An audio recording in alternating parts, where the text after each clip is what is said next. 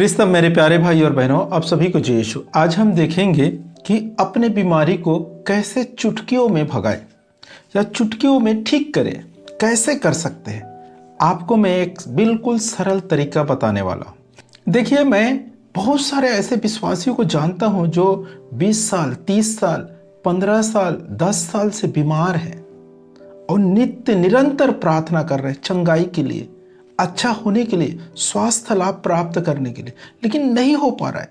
क्यों? परमेश्वर उसे चंगाई नहीं देते। क्यों नहीं देते?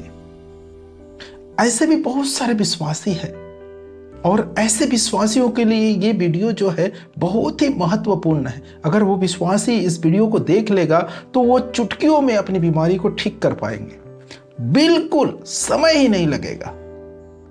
तो आइए, हम बीमारी को ठीक करने की फार्मूला जानने से पहले कुछ बातों को जानना बहुत जरूरी है कि बीमारी कैसे आते हैं हमारे अंदर, हम कैसे बीमार पड़ जाते हैं, क्यों बीमार पड़ते हैं, क्या परमेश्वर हमें बीमार करते हैं या परमेश्वर के या योजना है कि हम बीमार पड़े, बीमार से पीड़ित रहें, ऐसे कुछ है क्या। इन सब बातों को थोड़ा जांचेंगे, परखेंगे कि ये क्यों होता है, तभी हम उस बीमारी को ठीक कर पाएंगे।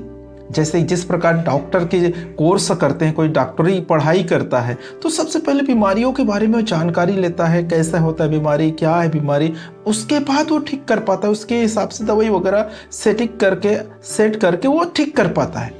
तो उसी के अनुसार जब हम इन बातों को जान पाएंगे कि हमारे अंदर ये समस्या कैसे आए, बीमारी कैसे आती है, तब हम हम चुटकियों में ठीक कर पाएंगे। तो आइए, हम सबसे पहले हमारे ऊपर बीमारी क्यों आती है, कैसे आते हैं, उसको हम देखेंगे। देखिए, मैं आपको एक वचन की ओर ले जाना चाहता हूं जिससे आप आसानी से समझ पाए कि हमारे ऊपर बीमारी क्यों आते हैं।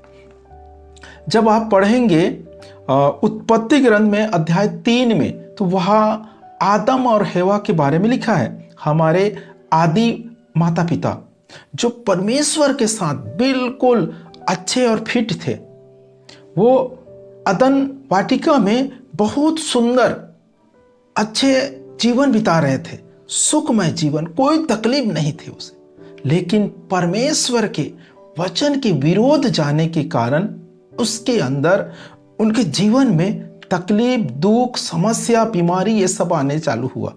कब?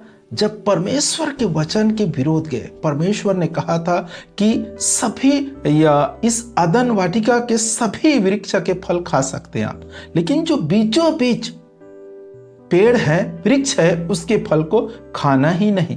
यदि तुम उसे खा लोगे तो अवश्य मर जाओगे। इस प्रकार से परमेश्वर ने उन्हें बताए थे, चेतावनी दिए थे। और ये लोग कुछ दिन तक तो खाए नहीं होगा, अच्छे भले रहेंगे, लेकिन शैतान उसे आकर बहलाने लगे, फुसलाने लगे और वो लोग उनकी बातों को मान के खा लिए।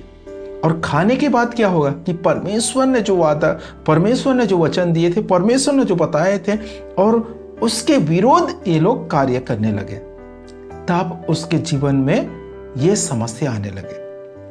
उसी प्रकार मेरे प्रियो, जब हम परमेश्वर के साथ अच्छा प्रार्थनामय जीवन जी रहे हैं, कोई समस्या नहीं हमारे अंदर, कब? जब हम प्रार्थनामय जीवन जीते हैं, हम बोले तो कोई पाप नहीं कर रहे हैं, परमेश्वर के वचन के अनुसार चल रहे हैं, परमेश्वर के बताए हुए मार्ग भी चल रहे हैं, तब परमेश्वर के हम छत्र छाया में रहते हैं। और परमेश्वर के जैसे ही आदम और हेवा ने काम किए, परमेश्वर के वचन के विरोध कार्य किए, उसी प्रकार जब हम परमेश्वर के वचन के विरोध जब कार्य करने लगते हैं, तब हम क्या हो जाते हैं? पाप में गिरते हैं। परमेश्वर के वचन के विरोध कार्य पाप है, और जब पाप में गिरते हैं तो शैतान को हम मौका देते हैं। शैतान को इस ऐसे मौका देते हैं कि हमारे अंदर कार्य करने की मौका दे देते हैं। समझ रहे बात? कब? जब हम परमेश्वर के विरोध जाते हैं, तब शैतान हमारे ऊपर हावी हो जाते हैं, हम शैतान के गुलाम बन जाते हैं और शैतान हमारे अंदर कार्य करते हैं। और शैतान बहुत सारे समस्याओं को लेकर आते हैं। समस्या हो के बाद बीमारी, तकलीफ, दुख, ये सब शैतान के हैं और हम समझ ही नहीं पाते कि हमारे गलती कहाँ पे हुआ, क्या हुआ, ये सब हम समझ नहीं पाते हैं। तो आज इस वीडियो के माध्यम से आप समझ गए होंगे कि हमारे अंदर जो बीमारी है, हमारे अंदर जो तकलीफ है, हमारे अंदर जो दुख है, वो कैसे आते हैं। जब हम परमेश्वर के वचन को तोड़ते हैं, परमेश्वर से दूर चले जाते हैं और शैतान को मौका देते हैं, और शैतान हमारे ऊपर हावी हो जाते हैं। शैतान हमारे ऊपर हम पे क्या करता है, बीमारी को लेकर आते हैं, समस्या को लेकर आते हैं, दुख को लेकर आते हैं। इस प्रकार से हम बीमार पड़ जाते हैं और हम समझ नहीं पाते। ये सबसे पहला पॉइंट है। और दूसरी बात क्या है, थोड़ा सा समझने की जरूरत है। जब ऐसे हो जाते हैं हमारे ऊपर क्या बीमारी आ गई, कोई बहुत 30 साल से बीमार है, 20 साल से बीमार है, कोई 40 साल से बीमार है और निरंतर प्रार्थना कर रहा है, ये चंगाई सभा गया, वो चंगाई सभा में गया, और कोई कहीं पर क्या बोलते हैं जो चंगाई साधना लगा है वहाँ पर जा रहे हैं। तो इन सभी जगहों में क्या होता है, कहते हैं कि आप विश्वास कीजिए, आप जरूर स्वस्थ हो जाएंगे, अच्छे हो जाएंगे। लेकिन उसके अंदर तो विश्वास है, वो विश्वासी जो है उसके अंदर विश्वास है, विश्वास नहीं है ऐसा नहीं, विश्वास है। और उन्हें कहा जाता है कि विश्वास कीजिए। तो वो सोचता है कि मैं विश्वास करता हूँ, लेकिन क्यों नहीं हो रहा है भी। बहुत सारे शिविर घूम चुका है, बहुत सारे रिट्रीट ध्यान साधना में घूम चुके हैं, चंगाई सभा हो चुका है, लेकिन अब थक गए, घर में बैठे हैं, हो ही नहीं पाए। क्यों नहीं हो पाए? देखिए, मैं और थोड़ा से आपको समझाने की कोशिश, पहले से मैंने समझाया कि बीमारी कैसे आते हैं। अभी मैं आपको समझाना चाहता हूं कि ये जो विश्वास की भाग है वो नए लोगों के लिए है, ठीक है। जैसे कि हम देखते हैं कि जब पहले विश्वासी आते हैं विश्वास करके प्रभु यीशु मसीह में, तो सिर्फ उसे कहते हैं विश्वास कीजिए, चंगा हो जाए, और उसके विश्वास के द्वारा बड़े से बड़े बीमारी ठीक हो जाते हैं। यह शुरुआती दौर पे है। जैसे जिस प्रकार आंगनबाड़ी जाते हैं, बच्चे को ABCD सिखाते हैं, उसी प्रकार से है। लेकिन जब वो बढ़ जाते हैं तो उसके लिए कोई दूसरा माध्यम है, वो विश्वास से ठीक नहीं होगा। जब हम बढ़ गए, 4 साल 5 साल के विश्वासी हो गए, हम बपतिस्मा ले लिए, प्रभु सेवन कर रहे हैं, प्रभु को ग्रहण कर लिए हैं, तब क्या होगा, विश्वास से काम नहीं चलेगा। एक चीज को ध्यान देना, विश्वास से बिल्कुल नहीं ठीक हो पाओगे, आप कितने भी विश्वास करो नहीं होगा। तो आपको क्या करना है, जैसे हम विश्वास में आए, हमें सभी नियमों के, परमेश्वर के वचन, ये सब हमें मालूम हो जाते हैं। हम क्या खाना है, क्या नहीं पीना, क्या पीना है, कैसे रहना है, कैसे बर्ताव करना है लोगों के साथ, कैसे प्रेम भाव, ये सब चीज हमें बताए जाते हैं। परमेश्वर के वचन के अनुसार चलने के लिए हमें सिखाते हैं। अब हम सीख कर जब हम बीमार पड़ते हैं, कैसे बीमार पड़ते हैं, परमेश्वर के विरोध कार्य करने से बीमार पड़ते हैं। तो सिर्फ विश्वास करने से ठीक हो जाएगा क्या? नहीं, हमें क्या करना पड़ेगा ठीक होने के लिए? पश्चाताप, हमें जांचना पड़ेंगे, हमें अपने आप को जांचना है कि मैंने कहां पे गलती कर दी है, किसके विरोध मैंने कुड़कुड़ाया, कौन सी गलती किया, किसको मारपीट किया, कब दारू पी लिया, कब खर्रा तंबाकू खाया। ये सब हमें क्या करना है, याद करना है, और परमेश्वर के सम्मुख बैठकर पश्चाताप करना है। तब जाकर हमारी बीमारी चुटकियों में ठीक हो जाएंगे।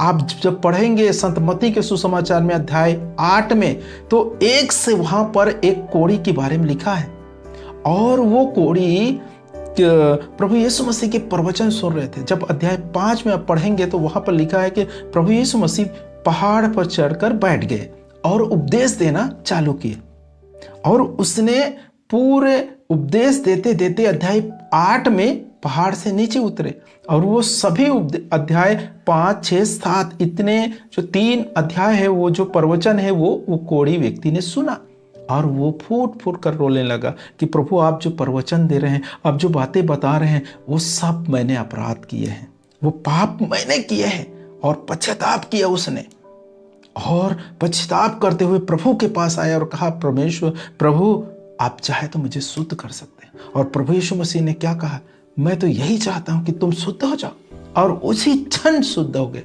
इसी प्रकार मेरे प्रियो, हमारे विश्वास से हम ठीक नहीं हो पाएंगे।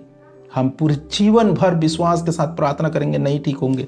हमारी बीमारी कितने ही बड़े क्यों ना हो, यदि आप और हमें अपने आप को नहीं जांचेंगे, पश्चाताप नहीं करेंगे, हमारे गलतियों के प्रति जब हम पश्चाताप करेंगे, तब हम ठीक हो पाएंगे, नहीं तो अन्यथा कभी ठीक नहीं होंगे। ये है चुटकियों में ठीक होने के मंत्र। क्या है? पश्चाताप। आप पश्चाताप कीजिए, परमेश्वर के सामने घुटने टेकिए, पश्चाताप कीजिए, पूरे हृदय से, पूरे मन से, दिल से कहिए कि प्रभु मैंने आपके विरोध पाप किए, आपके पुरोहितों के विरोध पाप किया, आपके कलीसिया के विरोध पाप कर लिया, आपके स्वर्ग के विरोध पाप किया है। और कौन से पाप है उसे जांचिए, आपने कौन से गलती किए, आपने कब किस समय शैतान को मौका दिया अपने जिंदगी में हैवी होने के लिए, उसे जांचिए और परमेश्वर के सम्मुख रखिए और वादा कीजिए परमेश्वर के आज के बाद में परमेश्वर ये अपराध कभी नहीं करूंगा। और उसी क्षण परमेश्वर आपको चंगाई देगा, उसी क्षण चुटकी बजाते ही आपकी बीमारी गायब हो जाएगी। आप करके देखिए, आप विश्वास के साथ प्रार्थना कीजिए और पश्चाताप कीजिए। मेरे प्रियो, जिस प्रकार कोढ़ी व्यक्ति अध्याय 8 में चंगे हो गए, उसी प्रकार आप भी चंगे हो जाएंगे। यही एक मंत्र है, ये एक क्या बोलते हैं, एक ऐसे मंत्र है जिसके द्वारा आप चंगे हो जाओगे। और यीशु मसीह तो यही चाहते हैं अपने लोगों को कि आप अच्छे रहो, स्वस्थ रहो और मस्त रहो। यही चाहता है, कभी नहीं चाहता प्रभु यीशु मसीह कि आप दुख में, तकलीफ में, समस्या में रहे, कभी नहीं चाहता।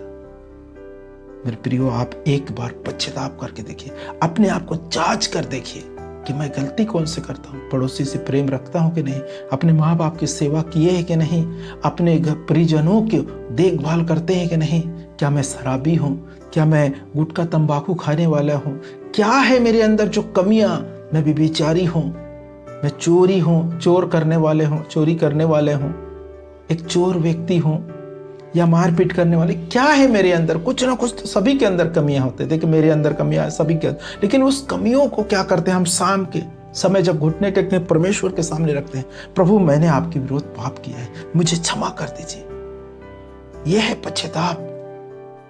आप दिल से पश्चाताप कीजिए, आपकी बीमारी चुटकियों में गायब हो जाएगी, रहेंगे नहीं। मेरी वादा है, परमेश्वर की वादा है।